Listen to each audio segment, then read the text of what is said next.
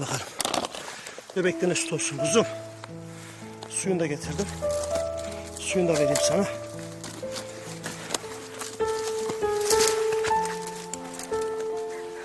Şurada bebekler. Oraya yavrulamış. Güzel kız. Çok da güzel bir yer yani. Aferin kızıma. Aferin güzel kızıma. Ye kızım bol bol ye hadi. Bol bol ye kızım. Yaş mama, kuru mama bol miktarda. 2 tane konserve açtım. Güzel kızıma süt olsun, bebişlerine süt olsun. Tamam mı kuzum? Tamam babacığım. Ya içeride. Birkaç günlük. Belki bir haftalık. Hadi bakalım. Hadi güzel kızım benim hadi. Kızım. Babacığım. Oy güzel kızım benim. Güzel kızım benim. Aferin kızıma.